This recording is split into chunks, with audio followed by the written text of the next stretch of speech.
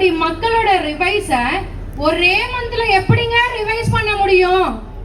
இது யாருக்கு வைக்கிற செக்கா நினைக்கிறீங்க?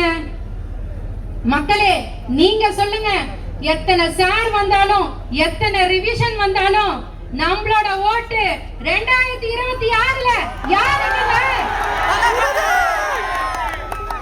உன்ன சத்தமா இன்னும் சத்தமா தலைமைக்கு கேட்டு அதிரணும்.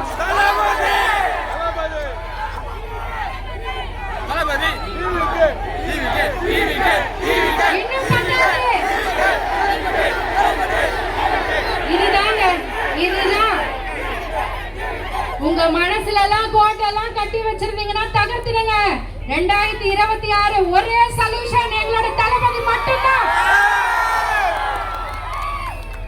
மகன்ற பேர்ல டிவிஷனு, மக்கள் வீட்டுல ரிவிஷனு. ஆனா இவங்க 2 பேருமே சேர்ந்தாங்கன்னு வச்சுக்காங்க தமிழ்நாட்டுக்கே பாய்சனு.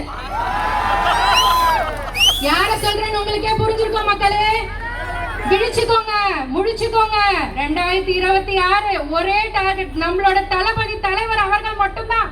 வெற்றி தலைவர் தளபதி அவர்களுக்கு மட்டும்தான். தமிழ்நாடே கண்ணுக்கு தெரியாதாம்பா பிஜேபிக்கு. ஆனா 2002ல வந்த SIR கண்ணுக்கு தெரியுதா நம்மளோட மோடிஜிக்கு. அது எப்படிப்பா? வெளியில வந்துட்டா 2 பேருமே வந்து எனிமிஸ். ஆனா நம்ம டிவி கேன் வந்துச்சுன்னு வெச்சுக்கோங்க 2 பேருமே அவ்வளவு ஒரு பெஸ்டிஸ். நல்ல கூட்டி 6 கோடி மக்கள் விஷயத்தை அசால்ட்டா ஒரே மந்த்ல ரிவைஸ் பண்ணிடுவாங்களாம். என்ன மக்கள் என்ன முட்டாளு நினைச்சீங்களா? மக்கள் என்ன முட்டாளு நினைச்சாங்களா? என்ன மக்களே நீங்க சொல்லுங்க, நம்மளுக்கு ரிவிஷன் வேணுமா, டிவிஷன் வேணுமா, சொல்யூஷன் வேணுமா? சொல்யூஷன். அந்த சொல்யூஷனை எங்களோட தளபதியால மட்டும் தாங்க கொடுக்க முடியும். 6 கோடி மக்கள் வீட்லயும் போயிட்டு ரிவைஸ் பண்ணி பாருங்க.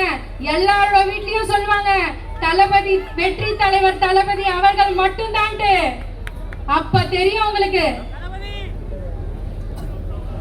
அது மட்டும் இல்லங்க, 6 கோடி மக்கள் ஒன்னியும் சாதாரணமா இன்னைக்கு தீர்மானம் பண்ணதில்ல. எங்களோட தலைவர் எப்ப கட்சின்னு ஒண்ணு தொடங்கினாரோ அன்னைக்கு மனசு வச்சாங்க. எங்களோட மனசும் சரி, எங்களோட ஓட்டும் சரி, எங்களோட தளபதிக்கு மட்டும் தான். 2026 இவங்களை பத்தி பேசணும்னா பேசிட்டே போலாம். ஆனா நேரத்தோட அருமையை கருதி நான் என் பேச்சை முடிச்சுக்கிறேன். எனக்கு வாய்ப்பளித்த பொதுச் செயலாளர் அவர்களுக்கும் அனைவருக்கும் நன்றி கூறி விடைபெறுகிறேன்.